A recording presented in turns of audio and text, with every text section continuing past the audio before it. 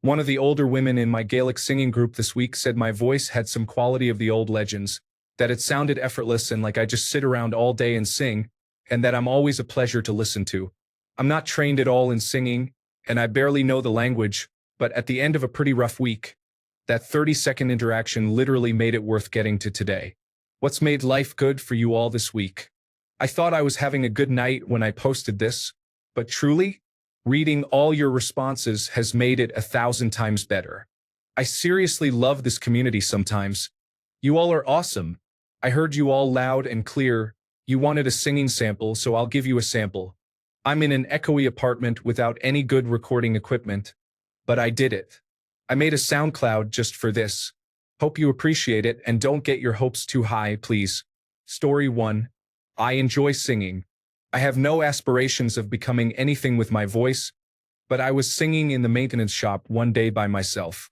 One of my coworkers walked in and said, "Boy, I wouldn't mind drinking and listening to you sing." Story 2. I'm a busser at a cafe.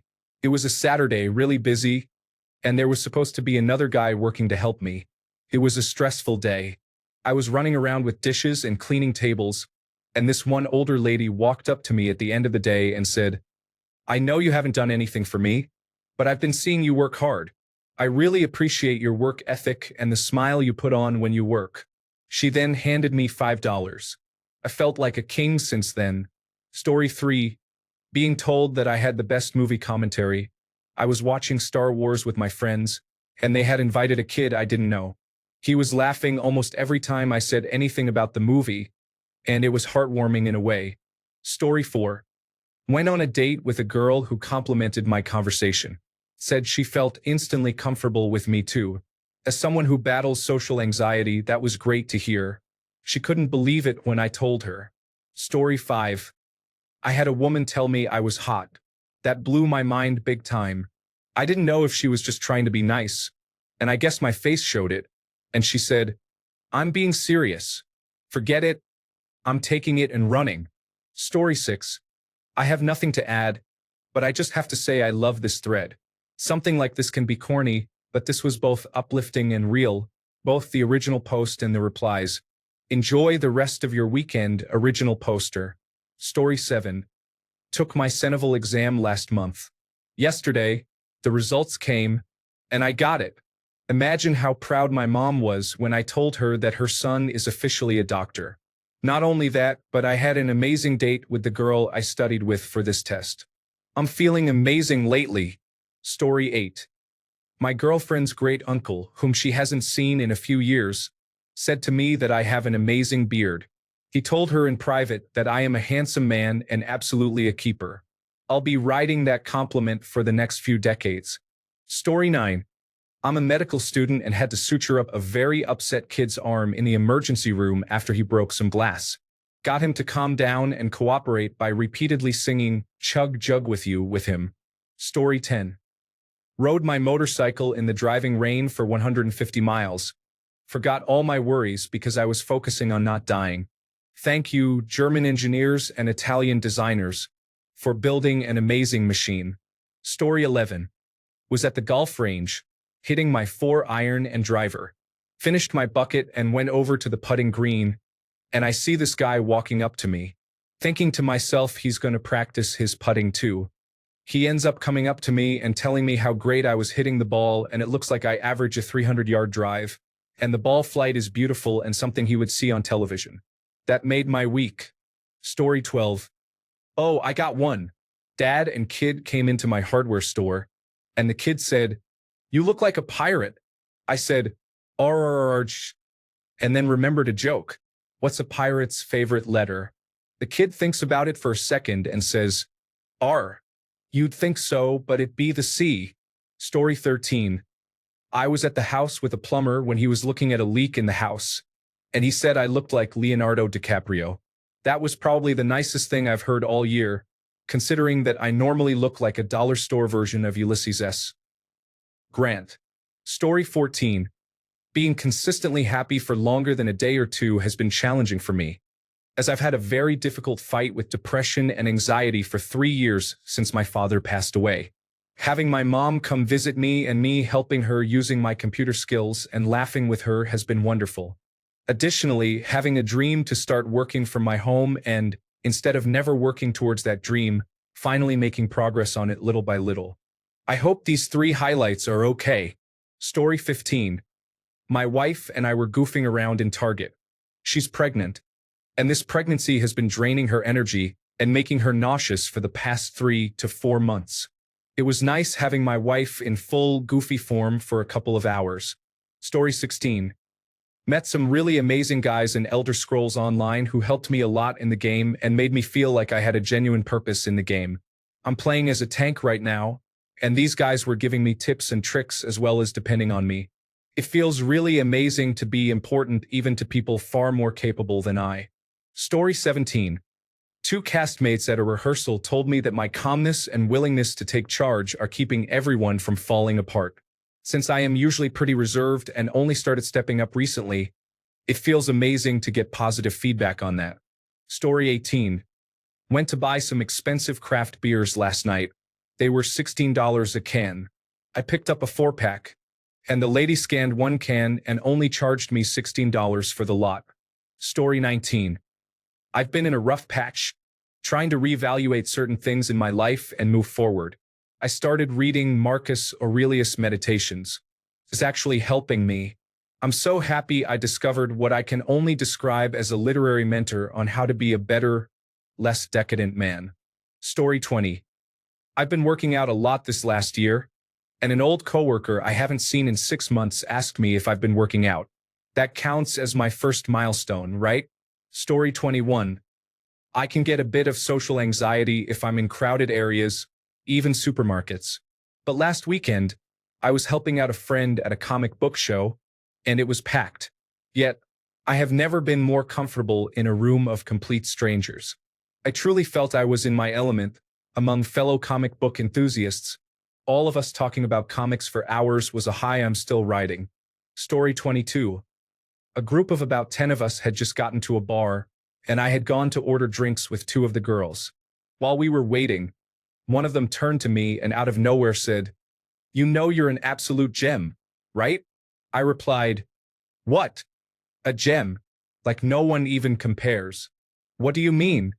"You're the best of us. I mean, you're the only one all of the girls feel completely comfortable with in any context. We need to find you a girl that goes home and says to her mom, 'Oh my God, I met this guy and he is perfect,' because you deserve to have that." She's dating another woman, so I knew she wasn't just saying that to try to flirt with me. I'm not normally one to get emotional, but I did tear up a bit. I felt very appreciated and loved. Story 23. I'm a reporter in a small town and covered my first murder trial this week. I think it's some of the best news writing I've ever done. I also found out from my boss that I won a couple of state-level awards for my work over the past year. Story 24. I was wearing my favorite jacket and noticed a girl was staring at me in a shop. I thought it was my imagination. Later, I saw her again outside the shop. She came over, introduced herself, asked where I got my jacket, and then gave me her social media information. We've been talking ever since. Story 25. I was talking with my boss and said that I was jealous of one of our new guys' voice because it's so deep and I'd like to sound like that. I am a transgender man, 19 years old. She looked at me weirdly and said that sometimes she doesn't recognize me if she isn't looking because I sound like a monsieur, or as you'd say in English, a grown man. This made me feel a lot better as I work with the public, and my voice is still a source of dysphoria after 2 years on testosterone. Story 26. I finished laying sod with my landscaping crew, and it looked gorgeous. We put in a new tree, a retaining wall, and plants. He was so happy with the results that he gave the crewmen $50 tips. He told us to buy some beer. Story 27. I do subcontract work for a bunch of different companies. A while ago, a company I had never heard of or worked for called to recruit me out of the blue. I have done a few jobs, maybe 10 for them since.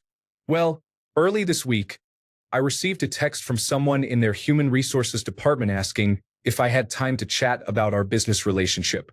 I was parked and having lunch, so I called her back right away. She asked how I thought things were going, and I told her I appreciate being able to work for them, that the project managers are easy to work with and it has been great for me overall. She said great because we feel the same way. They gave me a raise and told me I would be eligible for bigger projects. So basically, I got a promotion and I am just a subcontractor. It was pretty sweet. Story 28. Can I answer for my boyfriend? I'm gonna take the liberty to do so anyway, haha. I had been watching these social experiment type of videos, and a person was asked to describe their partner in 3 words. I took this thought to my boyfriend, saying the 3 words that came to mind for him were gentle, sincere, and knowledgeable. He said he has always wanted to be thought of as gentle, and in my opinion, it at least made his night. Story 29. Created an online dating profile a while ago and matched with my perfect woman. Unfortunately, the match timed out, so we never actually spoke. Yesterday, I accidentally found her on Tinder. Turns out to be her preferred platform, and she matched with me, and we hit it off. I'm on the train now to go and meet her. Wish me luck. Story 30. I recently changed careers from emergency medical services to being a welder for a company that manufactures for the Navy. The switch has been tough, with a lot of other factors making it all the more difficult. I went from being an emergency medical technician that was well respected, even by those who were not fans of me personally, who could not disagree with my knowledge and skills, to being a welder at a company with some of the most strict requirements on quality that you can find. This has really made me second-guess myself a lot and truly debate if I made a mistake. But I always put every bit of energy to be better. Recently, we have had people come in, many of whom have decades of experience under their belts. It may sound petty, but seeing my welds pass inspections on the first try while these guys who've been welding since I was in elementary school has actually been a huge confidence boost. It makes me feel like I've actually got potential in this career. Again, it sounds petty, but knowing I didn't put my loved ones' financial futures at risk simply for my mental health feels like a huge burden relieved from my shoulders. Besides that, today I ended up selling a truck cap at 1/3 of what I was asking for due to the couple being really nice people and having bad luck while trying to celebrate Father's Day. Not to mention the buyer was a father of 2, and both seemed like genuinely good people. Story 31. I know next to nothing about Excel and started off the week with just the knowledge that functions exist, but I had no idea how they work. I've since managed to teach myself how to automatically tag a database of phone numbers by their time zones. I'm sure this is simple to actual Excel experts, but I was just so proud of myself for managing to do it because the only thing I ever did with Excel previously was enter data into cells, and that was it. Story 32. My friends and I in the army had a barbecue, and I was in charge. The moment everyone tasted the meat I prepared and exclaimed, "Wow!" was worth everything. Story 33. An older gentleman at my work this week I manage was having a conversation with me. Eventually, it was brought up that I would be submitting my resignation soon. He told me that he thinks I would be a person to make it on the world headlines for something good. He said he couldn't wait and that he would be so happy to tell everyone around him that I was his manager. Story 34. I got a job. I can do the work, but I hate information technology work. I got another offer that I might not get but would rather have. Honestly, the best thing that happened to me this week was catching 100% Weedle in Pokemon Go. Story 35. I did my first solo cross-country flight today, and air traffic control said something along the lines of, "For a student pilot, you sound like a professional." My transmission wasn't even difficult, but that definitely made my day a little bit. I'm working towards becoming an airline pilot, so any indication that I'm doing well is always appreciated. Story 36. Picking up one of my best friends from the airport. He's been living across the ditch for the last 2 years, and it's been hard to keep in touch as both of our careers have started to hit their stride. I was low-key worried that we might have changed a bit too much, but it was just like no time had passed. For anyone else who hasn't seen close friends or loved ones in ages due to COVID-19, stay strong. Story 37. Yesterday was our graduation announcement to see if we passed or not. All of my friends passed except one. I found him crying very hard. This school is extremely challenging and requires a huge commitment to just survive a year. He was very affected by his failure. I offered to walk him home, where his girlfriend would be waiting for him, so he'd feel less lonely. However, He confirmed that the party he had planned for a month at his place would still be held tonight. Then I went back to the school, where the boys who passed were attending the graduation speech. One of my friends suggested we go get a beer so we could chat about the year, which was extremely hard for everyone. At some point, one of them said, "Guys, we shouldn't go to Hugo's tonight. We all passed and not him. It's going to be awkward." So they started saying, "Yeah, let's call him and move the party somewhere else with other people." And they just called him on speaker to make him cancel everything a few hours before. At this point, I was boiling with rage. I slammed my pint, which I had just gotten a few minutes before, on the table and said, "You guys can have my beer. I'm out of this." And I called my friend who did not pass to tell him how much this is unfair. He deserves better as he's going through a difficult time in his life, and the boys can forget themselves. He simply melted in tears over the phone. We agreed on meeting up at his place very soon, and I got him a pack of craft beers to brighten up his day a bit. I went there with a friend of mine, and we had a lot of fun at his place, and I saw how much I made his day better. It turned out the boys changed their minds and wanted to come over now. I greeted them a little coldly but didn't start an argument. Suddenly they brought out cakes and gifts. I was confused. It turned out this evening was an excuse to organize a surprise birthday party for me, as my birthday was during lockdown and couldn't be celebrated. That day, I learned a great lesson about friendship as it was a huge roller coaster of emotions. Story 38. I am in a polyamorous quadruple relationship with 5 kids, ages 1 to 3. We were at a wedding last Saturday out of town, so we decided to make a weekend of it because we haven't gone anywhere as a family, ever, and this was a good opportunity. Especially since seeing us travel must be like watching the circus roll into town with all the luggage. So we were exploring the downtown area with shops like knickknacks, fudge, and antiques. We were getting quite a few pointing and whispers, which was starting to get to me. Then an older woman, my grandmother's age if not more, walked past and put her hand on my arm and told me that I had a beautiful family and not to mind the small-minded people. I needed that. After putting up with it all weekend, I really needed that, and it made my week.